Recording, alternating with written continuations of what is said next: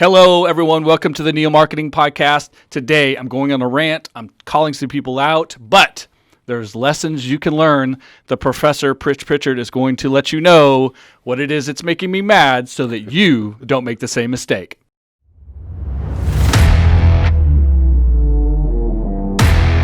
Welcome to the Golden Group Neo Marketing Podcast, a bi-weekly discussion of best practices, latest trends, and modern techniques for professional business communication, including advertising, marketing, digital channels, social media, public relations, and alternative options. Good morning, Pritch. How are you today? I'm doing fine. Kyle, how are you doing? Poorly. And let me explain, folks. Let me tell you what's going on. If you do not live in Oklahoma City, and it's very possible, listening to this podcast, watching the videos, that you do not live in Oklahoma City, that we are on the fifth day of a power outage citywide. Had an ice storm Monday. The mother of all ice storms. Oh, they say that. I don't believe that either. And we'll get into that discussion later about how truthful they are. So I am unhappy because I've gone 5 days without power. And that's not the complaint, actually. Typically in Oklahoma City, we don't go this long without power restoration. We have storms all the time. It happens. In fact, OG&E and much more the linemen, the men and women who are out in the field doing the work. Congratulations to you guys. I know you guys are killing it. I know some people that work the line. They are fearless. They don't care about the weather, darkness, whatever. They go and do it. And they work with high voltage electricity. They're brave people. Yep, absolutely. But this has been the worst response from leadership of the power company, OG&E, which is the power company for Oklahoma City, from our state leadership and from our city leadership. Right. All of them are failing with their crisis communication.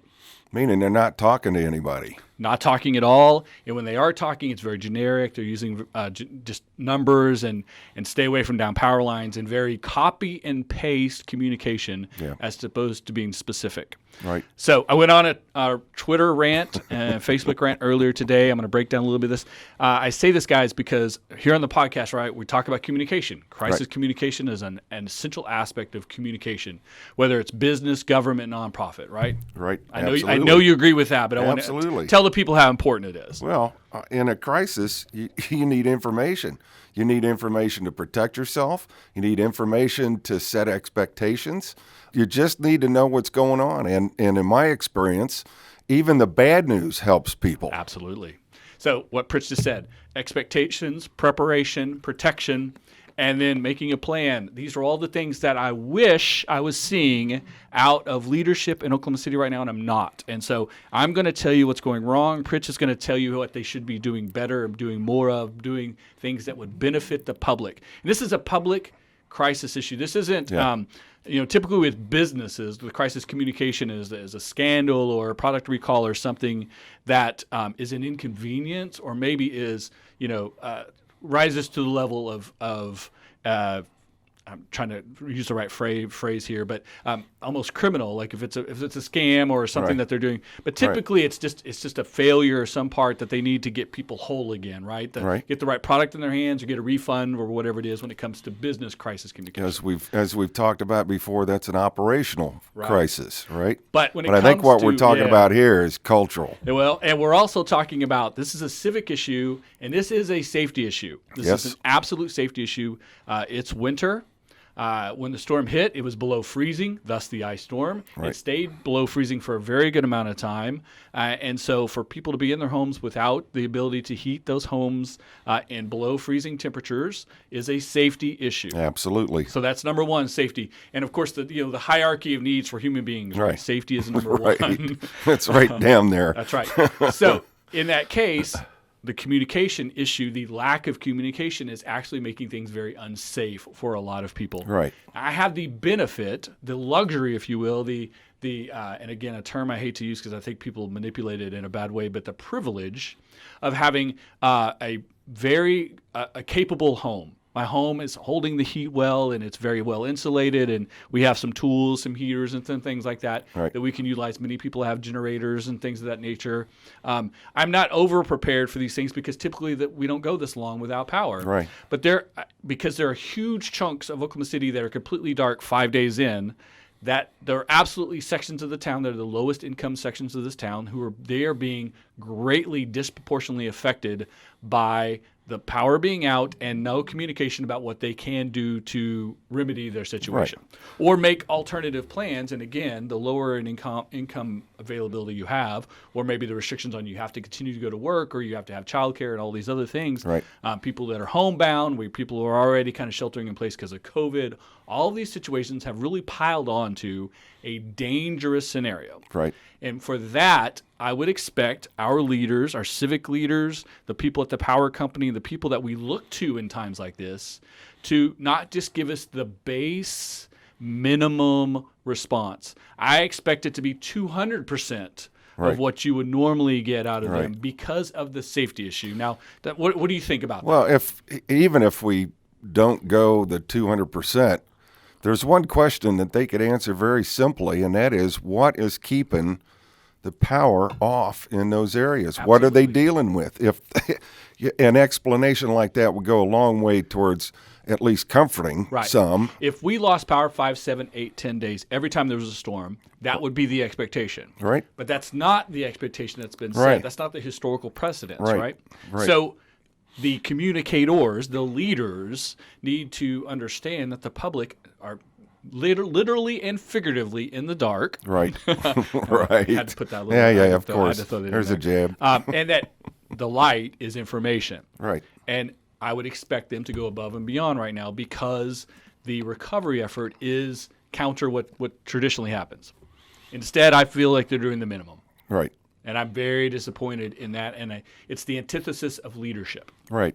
Well, my sense is, and I don't know this, but this is just from the cheap seats, but my sense is that they're trying to operate off of a plan and not a protocol. Oh, those dreaded plans versus protocols. Yeah, I'm telling you. That's right. Well, that plan is failing them miserably. Yep. And if they had protocols in place, they could adapt, adopt, or pivot now, right? Absolutely. Absolutely. I think even more so, if that plan was written before March of 2020, it didn't include the fact that people are taking COVID into consideration, et cetera, right? Exactly. That there are a whole bunch more folks staying in their home, and that makes the power even more important. I mean, essential, if you could go to work for 8 hours and be comfortable in your office space while the guys get the job done, that's one thing. But if your work is at your home and you're sitting there for 8 hours waiting for the guys to fix the power lines, and I'm with you. I think those guys are absolute heroes. They go out in the worst of weather. I couldn't do that job. I really couldn't. So, but you're right in terms of leadership and in terms of the comm folks keeping you up to date. You said it earlier. It's cut and paste. That's not cutting it.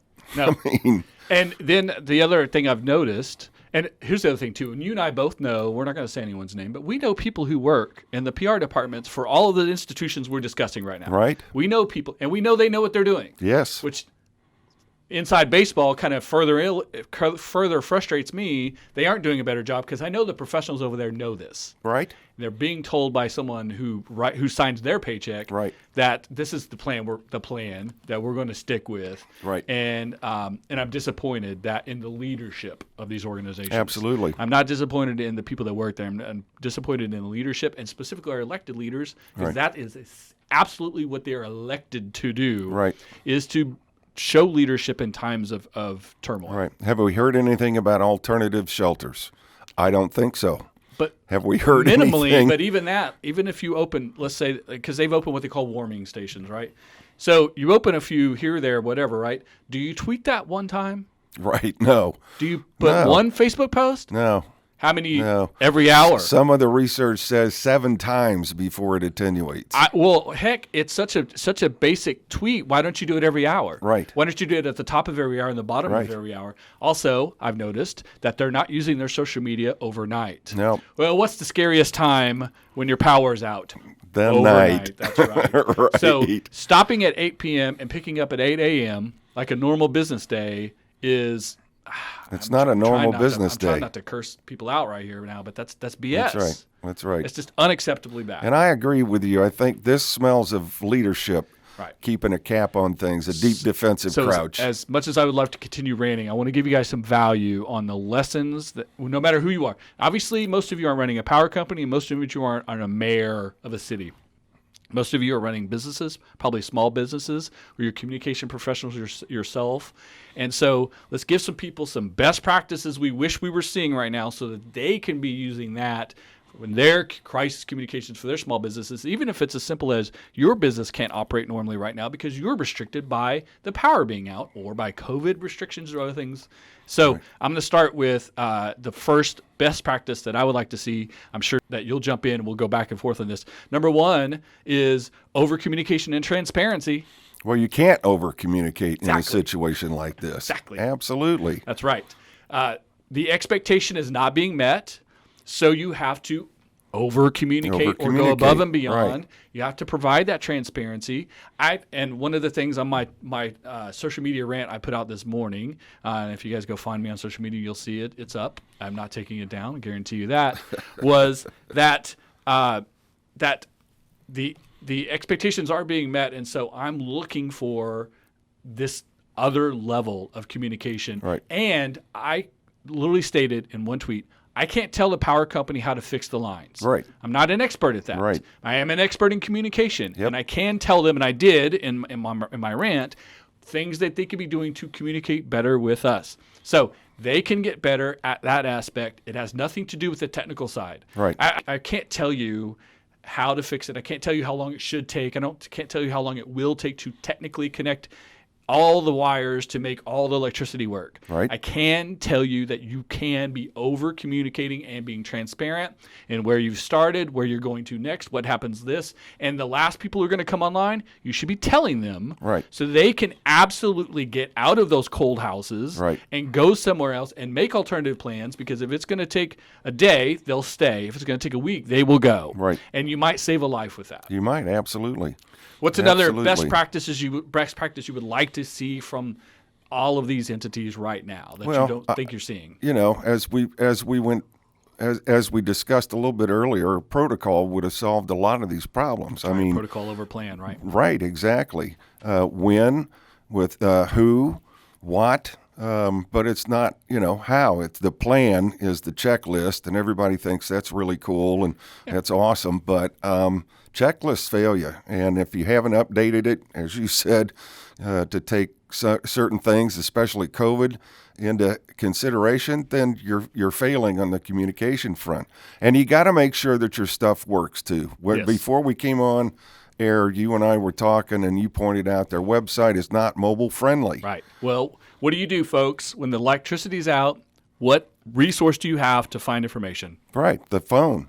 Yeah, your phone has become so very, very important to things. So in addition to not communicating enough, not communicating clearly, which is the transparency part, this is what we're dealing with. Not excuses, not a deep defensive crouch, simply information so people, as you mentioned earlier, can make their decisions on what they want to do. You've got to make sure that all the tools you've got are, one, working correctly, and two, being used. And because, again, the expectation is that we can use them. If this was the mom and pop donut shop around the corner, I don't expect them to have the greatest mobile-friendly website that's updated 24/7. This is the power company for a city with over 1 million people in it. Right. Right. So I do expect their technology to be A+, top grade, the best it can be. I do expect it to stay up during storms and other crisis situations. I expect it to be maintained 24/7 and absolutely, essentially mobile friendly. Only, number one, because of technology I expect it from them. The cash flow in that place is ridiculous. And number two, you know that when the power goes out, people have to use their mobile devices. So how are you not one step ahead of that? Right, exactly so. That's as essential as keeping the lines operating correctly. Right, exactly. Last thing I'm going to say, and then I'm going to jump on a couple of other rants today. There's more than one today, but we spent a good 15 minutes here. I'm going to spend another few minutes on some other people that deserve some rants. I'm going to piggyback off this and then something completely different. Stay tuned. You're not expecting this one. So the last piece is putting a human face on a crisis. Right.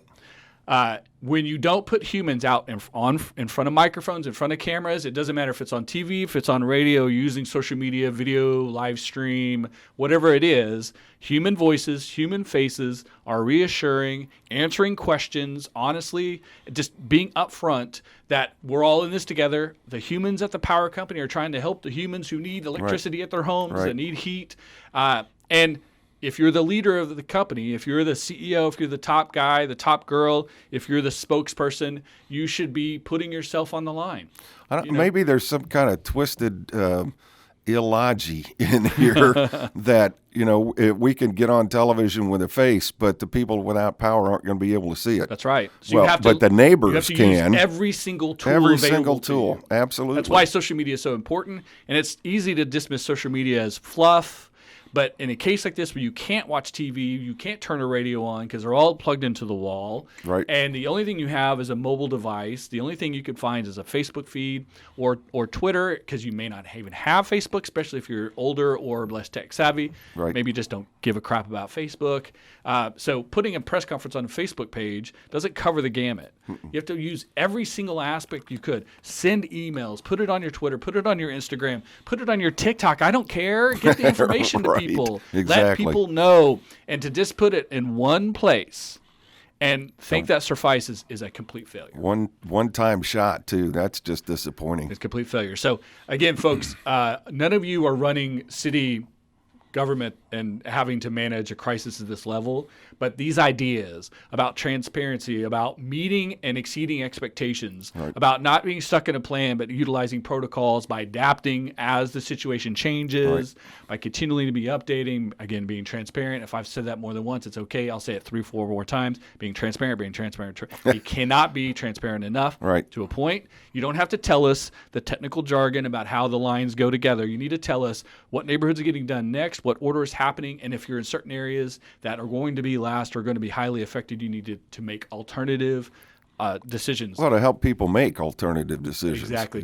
The more information you give people, the more they can empower themselves to make the right decisions. Protocols empower your employees to help through the process, and working with the public. Put a person up there, put a face, open communication, two-way communication, respond, all of these things that we talk about all the time on this podcast about how to do proper communication and crisis communication can be gleaned out of this, what I call a failure. Right, absolutely, I agree. And the key to failures is learning from them. The only value in failure is you can learn from them. And right now, everyone listening to this podcast, watching this video, can learn from the mistakes that are happening in our town. That's why you don't have to be in Oklahoma City right now to be getting value out of this conversation. Right, exactly. So when I also don't expect the people that I'm kind of aiming this at to actually take any of this advice. I want all of you out there who listen to the podcast and are trying to do better with your business and your nonprofit groups to learn the valuable lessons. I don't expect the people who should be doing it to actually do it. Much like I don't think my social media post earlier, it really moved the needle, but some people have joined the conversation and they're getting better at what they do. That's the point. Right, exactly. So, and my favorite crisis communications theory is discourse of renewal. And discourse of renewal, a key pillar, a key tenet is a learning organization. So, I guess my hope would be out of this that perhaps the organization will learn and do things differently in the future. To be optimistic is the only thing we can do is they're going to complete this as quickly as they possibly can. And if they started out poorly, they hopefully will get better and it gets back to whole. Everyone gets whole. And then they review, learn their lessons, get better at it. And the next time it happens, because it will happen again. This is Oklahoma. Sure. Weather will kick people's ass. There's no doubt about it. The next ice storm, the next tornado, the next thunderstorm, all of these organizations will be better if they learn these lessons. If they'll learn, absolutely. How many times have we told you guys, learn the lessons from your failures will make you better moving forward? This is what's key here. Absolutely. Second rant, not nearly as long, but it piggybacks off of it. T-Mobile, multi-billion-dollar international technology corporation. Your website sucks. Are you freaking kidding me? Don't put too fine an edge on it. Oh, my God. And I'm going to put up, those of you watching the video, I'll put up a screenshot of the failure that I get every single time I log into their website. So Tuesday morning, after the chaos of the storm, everything is down. I couldn't get cell signal in my house. I assumed it was the area. I drove to another place. Couldn't get signal there. Got on some free Wi-Fi in a shopping center. of all places.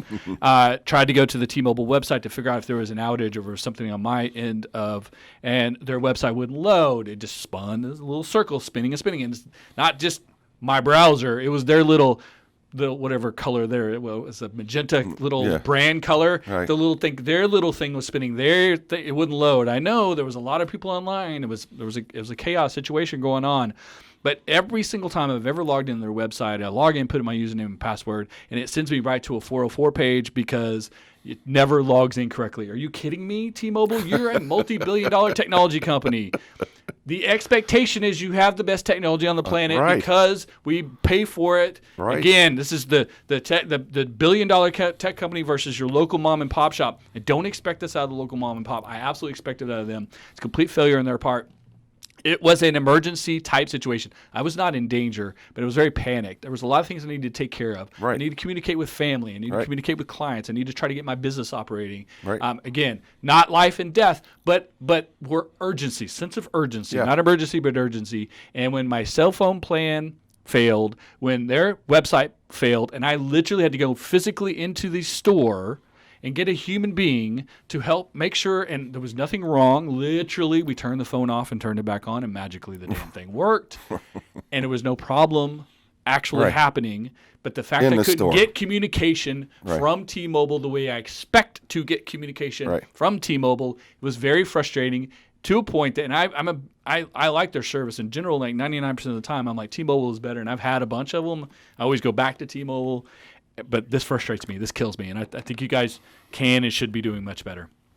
So that's the end of that rant. Okay. Here's the last one. Cool. This is the unexpected one. This is the bonus, if you will, because it's a nonprofit organization I'm going to call out because they bowed to cancel culture. I know how you feel about cancel culture. Oh, man. Seething. Just incredible. Okay, folks. The Girl Scouts of America. Great organization. I think the Girl Scouts are fantastic. And they'll be fine after this. This won't kill the Girl Scouts. But earlier this week, I'm going to read this tweet. They put out a tweet congratulating our newest Supreme Court justice, who happens to be a female. Right. The 5th female of all time to be sitting in one of those seats. So here's the tweet from Girl Scouts, the national account on Twitter. Congratulations, Amy Coney Barrett, on becoming the 5th woman appointed to the Supreme Court since its inception in 1789, with the hands up emoji. 5th woman since 1789. Right. That's historic. That is historic. The picture here has all 5 of the female Supreme Court justices, current and past, that have. So 5 women since the Supreme Court inception have sat in that seat. It is historic. Right. It is a big deal. This is not the first woman to, drive a car in 2020. It's not the first woman to, make an A on a test. It's the 5th woman of all time to be a Supreme Court justice. It is historic. Right. And it is inspirational for young people, especially young girls, and especially young girls who are young enough to not be infected, and I use that term specifically, infected by politics. Yep. Now, exactly. Here's the failure. I'm not mad at that. I'm happy that they tweeted that. I think that is exactly what they should have done. The problem is they rescinded that tweet. Why? They allowed themselves to be canceled. Cancel culture forced them to rescind that tweet. Not only did they rescind, they gave a reason. Now I'm going to read this to you, and I'm going to watch Pritch's face. I can hardly wait as I read this and watch him. I haven't seen this. You just because you're going to have the same reaction I did. Here is the tweet on the rescinding of that tweet. Earlier today, we shared a post highlighting the 5 women who have been appointed to the Supreme Court. It was quickly viewed as a political and partisan statement, which was not our intent, and we have removed the post. So some people, not 100% of people, not 90%, some people viewed it as political and partisan. Okay. And today, is there anything that's not political and partisan? Right. And they removed the post. There's a follow-up. Okay. Because it gets better. Oh, good. Second, they didn't have enough characters to complete the thought. Here's the second part of the process. Girl Scouts of the USA is a non-political, non-partisan organization. Okay. We are neither red nor blue, but Girl Scout green. We're here to lift up girls and women. Okay. So their mission is to lift up girls and women. Right. So how does that happen when you respond to the few loud haters in the world? Who are unhappy about something that was historic involving a woman. Right. Now, you want to go one step further? Nonpartisan. Right. Well, they're nonprofits, so we believe we completely non-political, nonpartisan. Right. Fantastic. As a nonprofit, you should be. Right. Now, of course, there were people who were saying, congratulations, you should have not posted that. There were people saying, why did you take it down? We think it was a great thing. Right. Some people pointed out, and then I watched as other people pointed it out. I definitely didn't go to do the research, but people shared other tweets about congratulating Hillary Clinton on being the first woman to be a presidential candidate. Right. And I have no problem with that. I think congratulating the first woman to be a presidential candidate, to have the potential to become president, Right. is a historic thing when it comes to the balance of males and females we haven't had a female president. I'm not mad that Right. they congratulated Hillary Clinton Right. a few years ago, obviously before the election before, about becoming the nominee. That tweet still exists. It's Right. up. Right. So in the same vein of the first woman to be potential to be a president, now, and at the end of the day, she was a nominee. She didn't become president. Now we have a woman who is on the Supreme Court. Right. And will be lifetime appointment. Right. Will be for a very long time, and also had many major successes to get to that point. Her record was very impressive. Indeed. From college on. Right.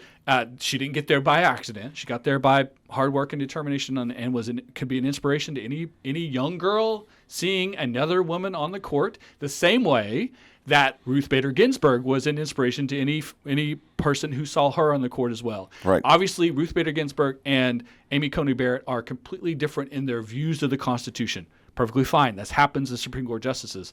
My point, I'm perfectly happy with the Girl Scouts celebrating each of them or both of them Right. being Supreme Court judges Right. as 5 of the females who have ever been on the Supreme Court. They're completely opposite. The people, the partisans who support each of those 2 justices, who essentially have filled the same role at different times in history, see each one of them as a hero or not.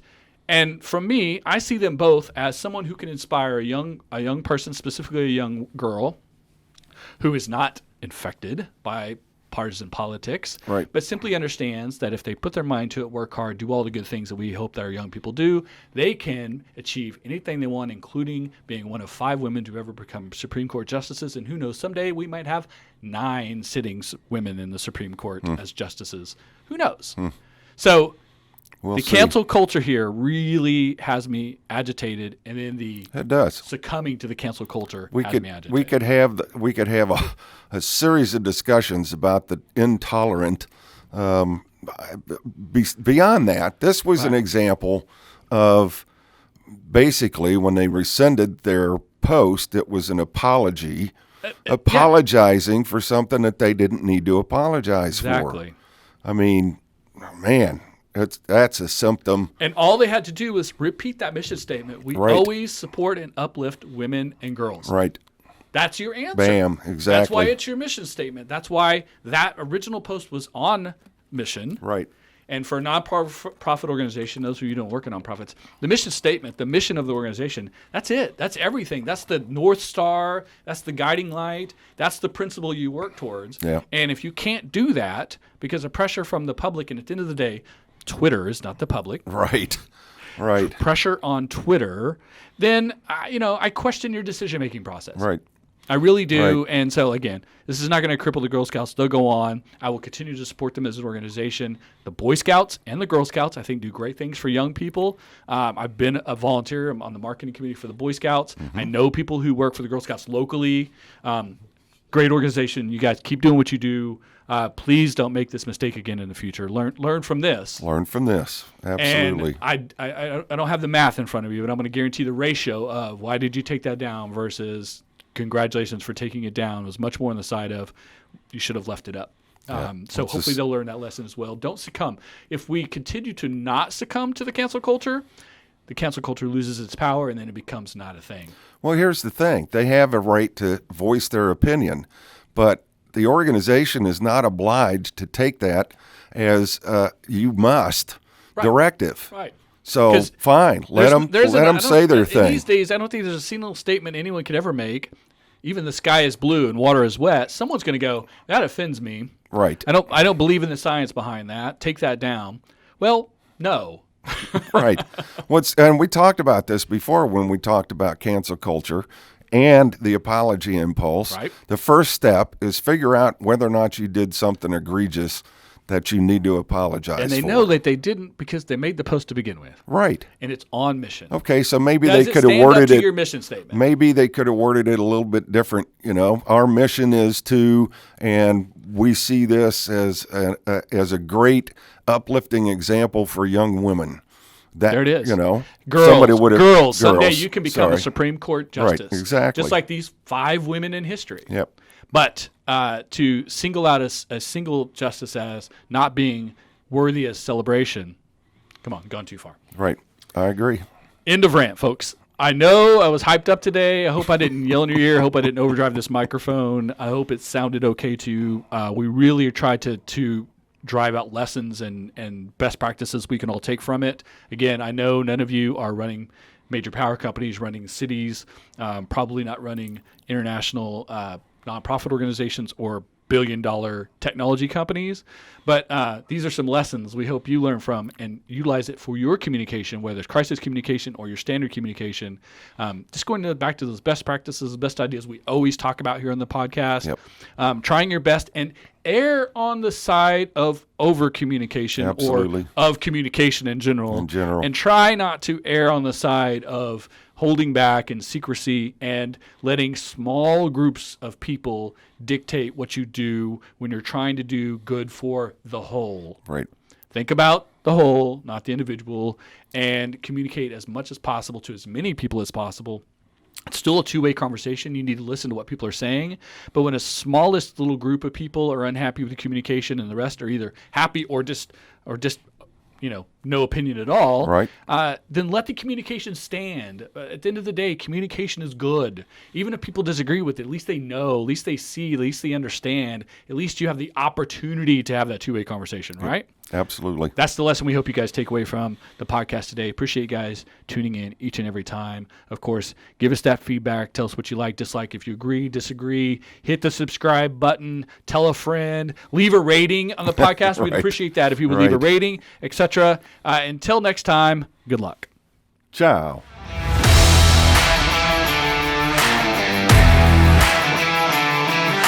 This has been the Golden Group Neo Marketing Podcast. Make sure to subscribe so you never miss an episode. Tell a friend, leave a review, and engage with us on social media. Thanks for listening.